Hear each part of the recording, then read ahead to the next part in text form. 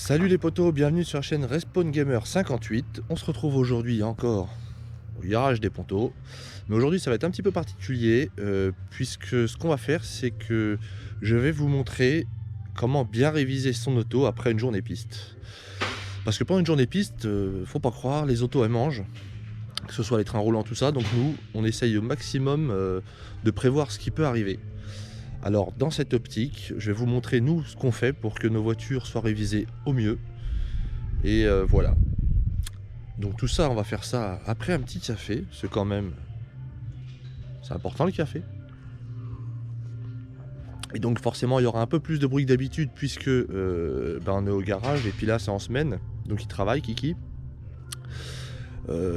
Donc je vais essayer un nouveau système de son. Voilà. Bon, allez, je finis ça et on actionne.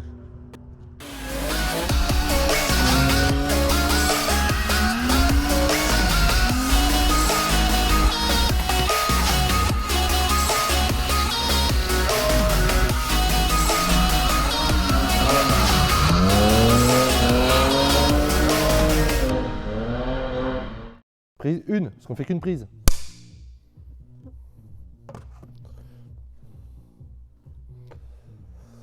Alors.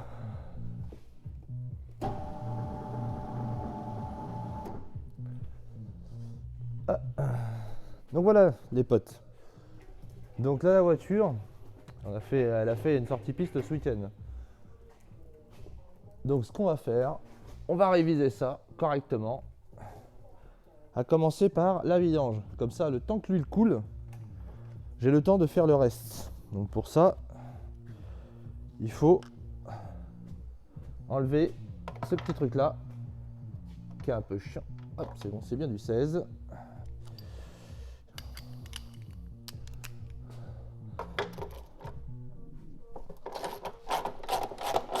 Donc, avant, quand je faisais moi mes révisions pistes, avant la piste, souvent je les faisais par terre. Donc là j'ai un pont, on est bien, on est dans des bonnes conditions. Mais vous n'oubliez pas, ça peut se faire à la maison, dans son garage, peu importe. Vous mettez 4 chandelles sous la voiture, tant que tout est bien sécurisé, vous pouvez le faire très bien chez vous, quoi. Il n'y a pas de souci. Il n'y a pas à se dire, ah bah de toute façon c'est facile, il y a le pont. Non, non, c'est n'importe qui peut le faire. C'est à la portée de tout le monde. Il n'y a rien de compliqué dans tout ce que je vais vous montrer là. Mais c'est juste que c'est quelque chose d'important parce qu'on l'a trop vu faire. J'ai trop vu des choses qui se passaient pour un manque d'entretien. Et là, la révision post-journée drift est très importante pour ce genre de voiture. Parce que certes, c'est pas des foudres de guerre, hein, on va pas dire ce qui n'est pas vrai. Mais par contre, c'est des voitures qu'on utilise, qui sont beaucoup sollicitées. Donc, vaut mieux perdre une demi-journée à faire ça. Voire, enfin là, moi je ne mets pas une demi-journée, mais quand on ne connaît pas, on peut mettre pas mal de temps, plutôt que de perdre 2 jours de roulage parce qu'on n'a pas fait attention, quoi.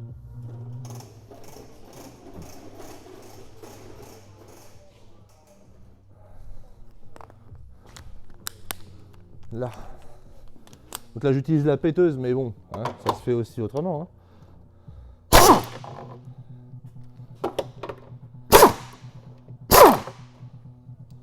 Hop.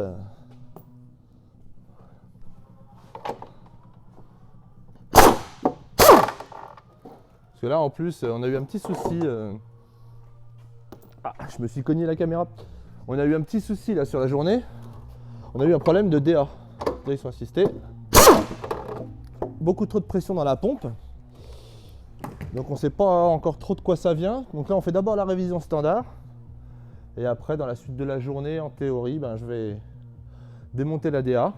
Et puis voir. Et apparemment la voiture a Lulu et il souhaite passer sur une direction assistée électrique. Donc on va faire ce qu'il veut faire et puis voilà.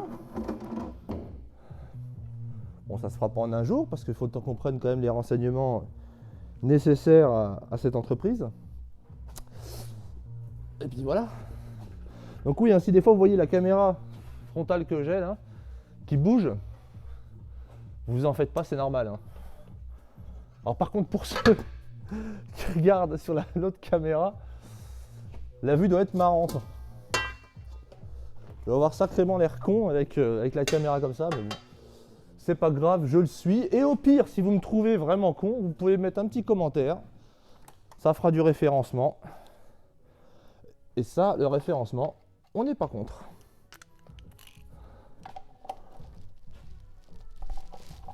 Là. Alors ça, très important. L'huile, c'est à la main, le bouchon. C'est pas à la péteuse. Parce que alors ça, surtout là-dessus, c'est de l'alu ça. Alors faire attention. C'est vraiment... ça évitera les problèmes plus tard. Le serrer, si vous le serrez à la clé, vous n'aurez aucun mal à le desserrer.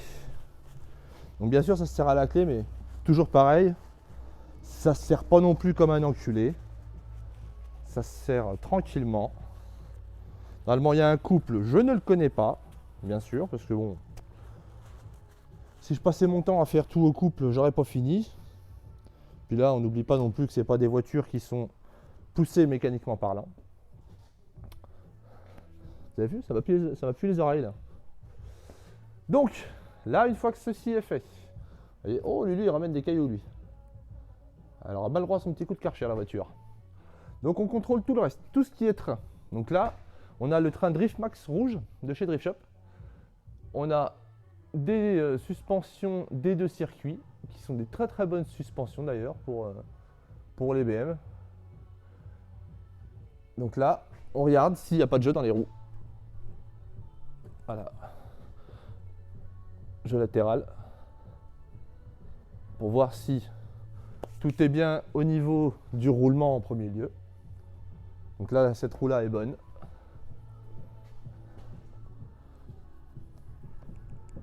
Ah, celle-là par exemple, vous voyez, claque un peu. On le voit là, elle bouge, hein. Donc ce qu'il faut regarder, c'est d'où est-ce qu'elle bouge.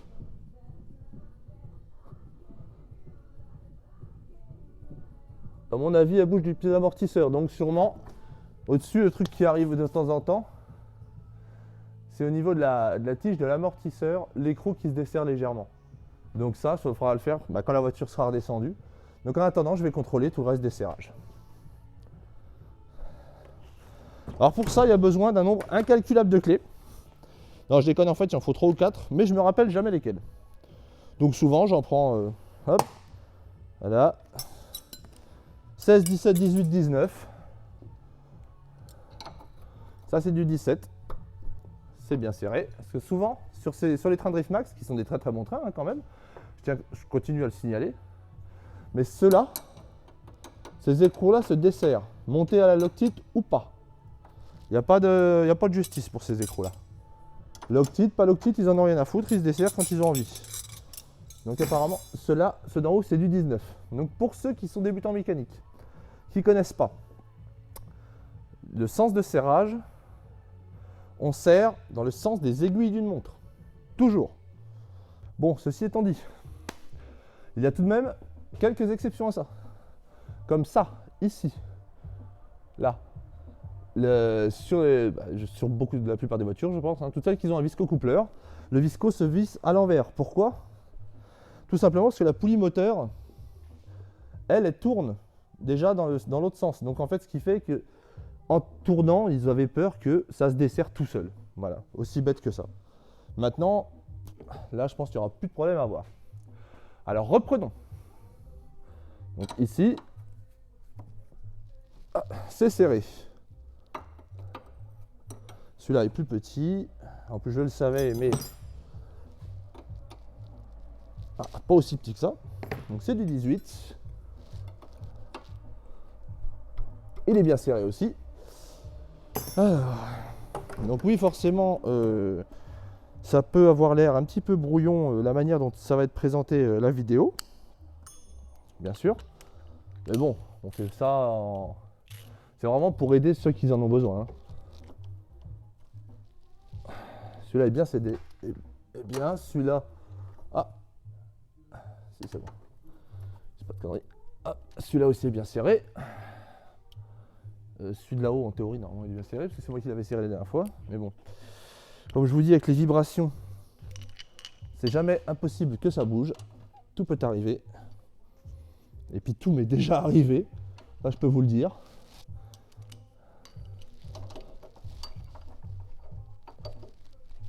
Là, ça ne bouge pas. Donc déjà, de ce côté-là, on sait que c'est bon. On va contrôler maintenant les deux petites ici. Est-ce que c'est celle-là? Oui. Victoire pour le peuple. Celle-là, elle bouge pas. Ça bouge pas. Voilà. Donc déjà là, on n'a rien de temps. Notre train avant, il est fait. Donc là, j'ai un douille de 16. Et il me faut la douille de 18. La clé de 18. Et derrière, il me faut la douille de 21. Donc, une fois que ça c'est fait, on contrôle visuellement l'état du flector, toujours. C'est un flector qui se déchire, c'est une journée de perdu pour un machin à 40 balles, ça fait chier quoi. Ici, on contrôle si tout va bien de ce côté-là. En général, ici, ça se dessert jamais. Hein. Vraiment, hein. Ça je l'ai déjà vu plusieurs fois par A plus B, ça ne se dessert jamais. Donc ici, on a les boulons du nez de pont. Il est bien serré. Celui-là, je ne sais pas si c'est du 18 parce que c'en a un qui avait été rajouté. Non, forcément, c'est du 19. Hop, là, voilà. Donc, c'est du 19. Là. Ah, il bouge légèrement. C'est pas beaucoup, mais bon. Vaut mieux être prudent. On va y remettre un petit coup de clé, sans trop forcer non plus dessus. Ça vaut pas le coup. Là.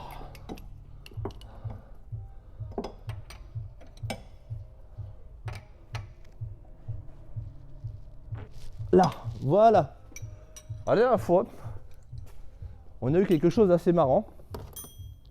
Enfin, marrant, ça dépend pour qui. Hein. Je pense pour Lulu, c'était pas très marrant. Le pont, je trouvais qu'il bougeait. J'entendais, je roulais, ça claquait, ça claquait.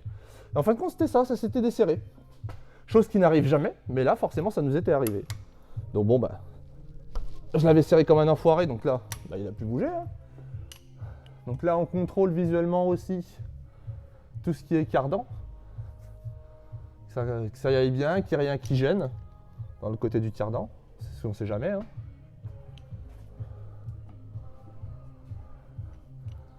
Des fois, il peut y avoir des cheveux de pneus qui se soient mis un peu partout. Et moi, j'ai déjà vu des cheveux de pneus qui étaient pris là, comme ça, là. Et ça avait tout limé le cardan. Donc, faut faire attention à ça. J'ai envie de dire, n'est-ce pas Antoine? Oh, pardon. Là, il faut regarder s'il n'a pas été percé. C'est pour l'essence, ça, c'est les vapeurs d'essence. Il faut regarder s'il n'a pas été percé. Des fois, un pneu éclaté. Voilà. Non, ça a l'air d'aller, tout a l'air d'aller. On va vérifier les pieds d'amortisseur. Il me semble que c'est du 18, mais je prends du 16 quand même, parce que je ne me rappelle plus, ça dépend des voitures. C'est bien du 18. C'est bien du 18. Ceux-là, on n'y touche pas. Hein, voilà. Ceux-là, non, ceux-là, si on y touche, c'est à faire attention. Ceux-là, je sais qu'ils ne sont pas défaits, mais c'est à faire très attention, parce que c'est des rondelles excentriques, et c'est ce qui permet de régler le carrossage arrière. Donc toujours faire attention, ceux-là, quand on y touche. Hein. Ça peut être important. Donc là, on en est où? On va vérifier l'état des roues arrière. Là, j'ai pas de jeu dans ma roue, tout va bien. Là, j'ai un léger jeu, mais vraiment rien de bien méchant. Un peu, tout petit peu. Là, vous le voyez pas à l'image, mais je le sens. Vu que c'est un jeu vertical, je vais quand même contrôler un peu mieux, un peu plus avant. Et non, ça a l'air pas mal.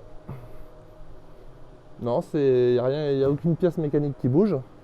Donc c'est sans doute le roulement qui commence à fatiguer. Il commence tout juste, donc ça va, il peut encore faire. Je pense qu'il va refaire au moins une sortie piste complète, hein. Et ce sera très très bien pour lui. Voilà. Donc on contrôle aussi très important. Ça c'est un contrôle visuel, c'est toujours pareil. Mais les contrôles visuels peuvent être aussi importants que les autres ici. Là, les tuyaux de carburant.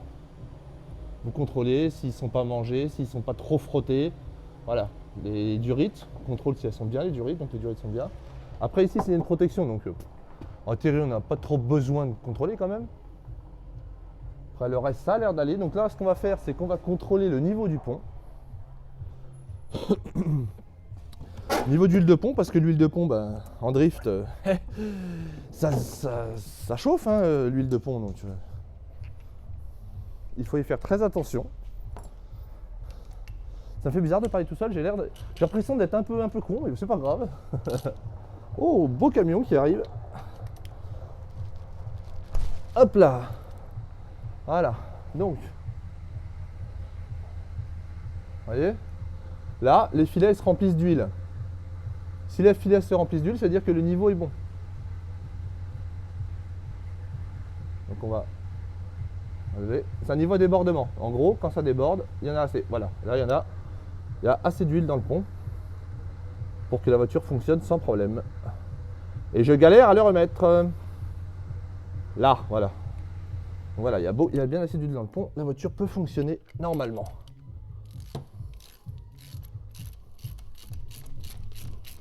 C'est pareil, ça se sert pas comme un enfoiré. Ça, c'est de l'alu. Quand on sert, avec parcimonie. Voilà. Faut pas non plus que ça se dessert, hein, mais on fait attention.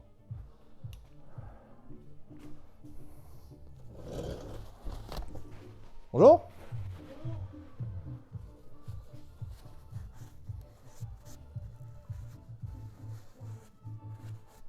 Béatrice est dans le bureau. Cédric qui revient, il est parti à l'hydraulique. Ah, faut voir ça quelle, moi je travaille pas là. Non. Je viens faire des vidéos.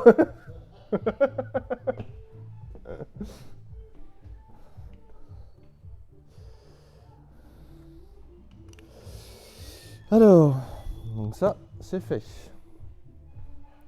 Donc il y a aussi un endroit qui est assez important à contrôler, que j'avais oublié de vous signaler. C'est les ancrages des bras arrière. Là, voilà. Ça, les ancrages des bras arrière, il faut les contrôler, hein. Bon, moi, je les contrôle visuellement parce que je l'ai fait il y a 2 jours. Donc là, je les regarde vraiment succinctement quand même, hein. Ouais. De mon côté, tout a l'air bon. Les fixations de berceau sont bien. Aïe. N'oublions pas, c'est une BMW. Donc il y a des endroits autres.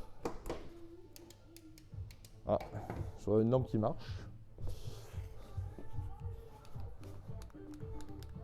Là. Donc comme c'est une BM, il faut penser à contrôler les fixations de berceau qui s'arrachent sur ce modèle. Là, elles sont pas mal, mais je pense qu'il va falloir qu'on y passe, parce que si la rouille commence à se mettre là, ça devrait pas tarder à vouloir se mettre ailleurs. Donc il faudra qu'on fasse tout dans les règles de l'art, hein, quand même. Bon, bah, ça a l'air pas mal. C'est la plaque de arceau boulonné, genre, il fallait 3 boulons, ils ont mis 3 boulons comme ça, les mecs. Ce sera à refaire, hein, bien sûr. Voilà, notre vidange est presque terminée.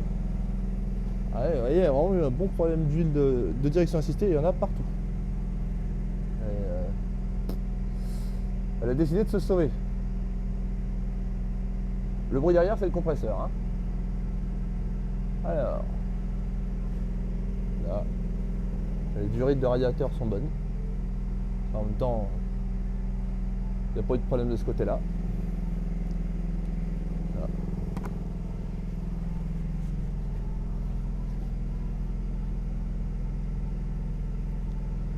Là, tac. Il y a un petit coup le boulon.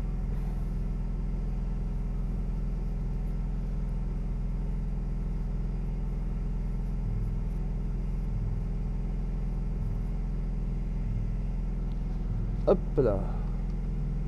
Alors, le problème, c'est qu'ils sont pas en triangle ces réservoirs d'huile. Donc c'est souvent un peu tricky quand même à faire. Parce qu'on croit toujours qu'il en reste en fait, mais vous pouvez la laisser couler 2 heures, il y en aura toujours. Donc là, nous c'est la vidange entre deux courses. Donc on n'a pas forcément nécessairement besoin qu'elle soit que ce soit une vidange parfaite. Hein. Ça, la vidange parfaite, c'est la vidange entre guillemets de fin de saison et celle-là, c'est vraiment on laisse couler, on fait ce qu'il faut quoi.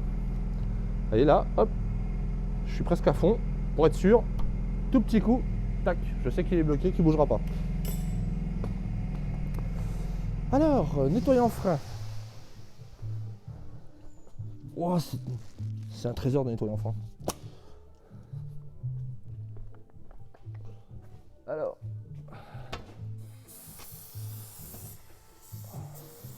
on va enlever les résidus d'huile.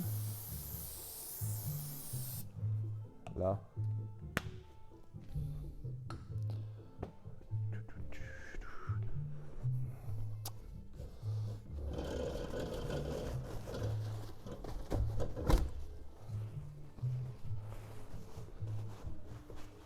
Il faut qu'on enlève correctement l'huile, ça permet de se rendre compte s'il y a des fuites. Parce que sur les E46, essence bien sûr, les diesels je ne sais pas, à l'endroit ici il y a la sonde d'huile, sonde de niveau, et cette sonde là, c'est très régulièrement que ça casse à l'intérieur. L'huile, elle passe à l'intérieur et elle ressort par la broche. On en a déjà une comme ça. Le 330 à Kiki, c'est le cas. Ça fait comme ça, l'huile, elle se casse à l'intérieur, l'huile elle vient là. Au départ, on pensait que c'était le joint, donc on avait enlevé, on a refait le joint. Finalement, non, c'est l'intérieur de la sonde qui est pété. Ça, hop, tac, voilà. Donc là, normalement, en théorie, le bon sens voudrait que je nettoie le dessous de la voiture, mais on va la karchériser quand on va faire la DA après. Donc, je range mon bac à vidange. Tac. Je vais ranger mon bac à vidange parce que ici, dans ce garage, on laisse pas tout traîner, sinon on se fait engueuler par Monsieur Kiki. Là.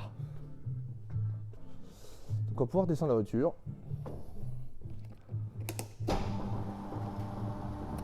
Vous avez vu que le plus gros des vérifications a été fait.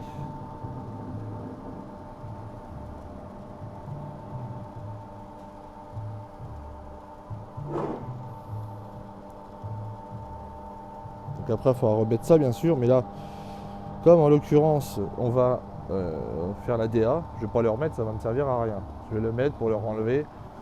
Voilà. Je vais pas faire la vidéo en mode je vous fais genre que on fait tout nickel du premier coup. C'est pas le genre de la maison. Maintenant vous le savez, vous avez vu à peu près ce qu'on fait. D'ailleurs ça je vais le mettre dehors parce que il y a de l'huile partout. Là. Et pour pas me faire engueuler au préalable, je vais préparer le terrain avec de l'absorbant. Ça évitera que je me fasse engueuler par Kiki d'avoir foutu de l'huile partout. Bon, alors normalement, une fois que ça c'est fait, on contrôle les choses simples.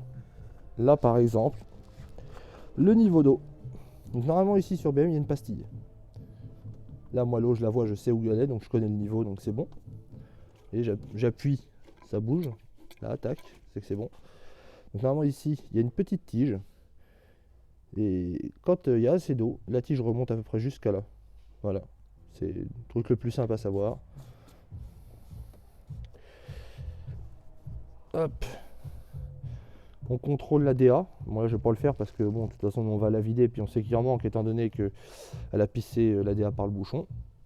On contrôle le liquide de frein visuellement, il n'y a pas besoin d'ouvrir. Hein. On secoue un peu, on voit où est la bulle. Là. Et voilà, donc là, on va continuer le contrôle. C'était tout à l'heure, comme j'ai dit. Là, la roue rouge. Donc,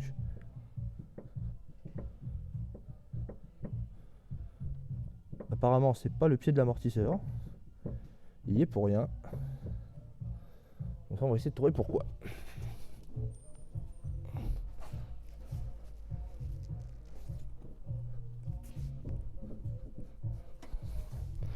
Alors,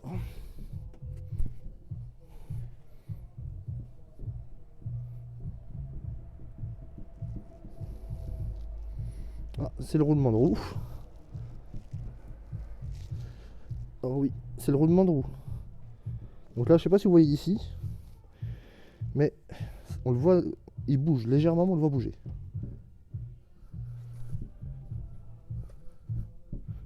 Donc en vidéo, je sais pas comment ça rend, mais donc ça, c'est le roulement de roue. Le reste, le pied de l'amortisseur est solidement attaché, donc c'est pas lui. Donc voilà. Donc ensuite, ce qu'il reste à faire, le filtre à huile. Donc là, nous, on l'a pas. Je crois pas qu'on l'ait reçu. Et bon, dans le doute, on va l'enlever tout de même. Donc c'est une douille de 36 sur ce modèle. Tac.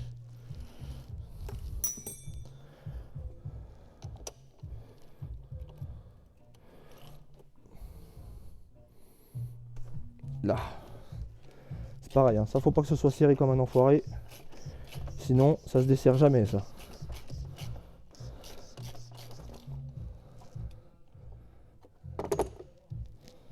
Là. Je crois pas qu'on les ait reçus. Non, on l'a pas reçu. Mais bon, en gros,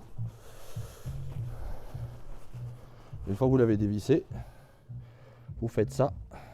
Et voilà votre filtre à huile. Donc là, il va être temps qu'on change, il est sacrément dégueulasse et tout pourri.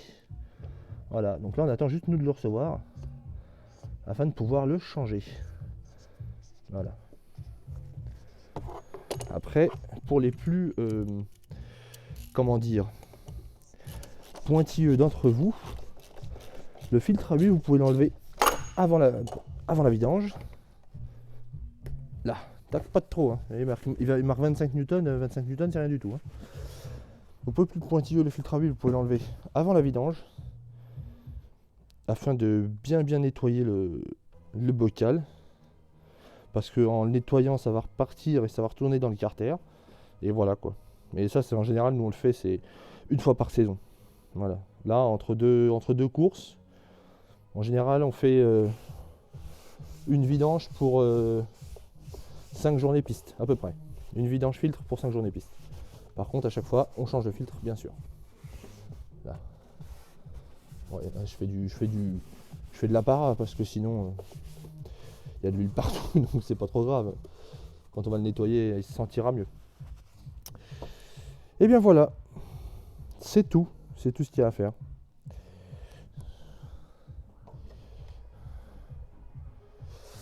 Donc, les poteaux, surtout, prenez soin de votre drifteuse. Du coup, en échange, elle prendra soin de vous. Et ouais, je sais, j'ai une tête avec ça, c'est incroyable. Donc, prenez bien soin de votre drifteuse. On se retrouve très vite pour une prochaine vidéo. En théorie, vendredi prochain à midi. Et d'ici là, portez-vous bien. N'hésitez pas, le pouce bleu, on commente, on s'abonne, on met la cloche, on fait tout plein de trucs. Ou sinon, au pire, on fait rien, on met un petit commentaire, on dit de toute façon, vous êtes que des cons. On s'en fiche. On est habitués, nous, parce qu'on s'insulte tous les jours entre nous. Et voilà, quoi. Donc, les potos, sur ce, je vous dis à une prochaine. Et ciao!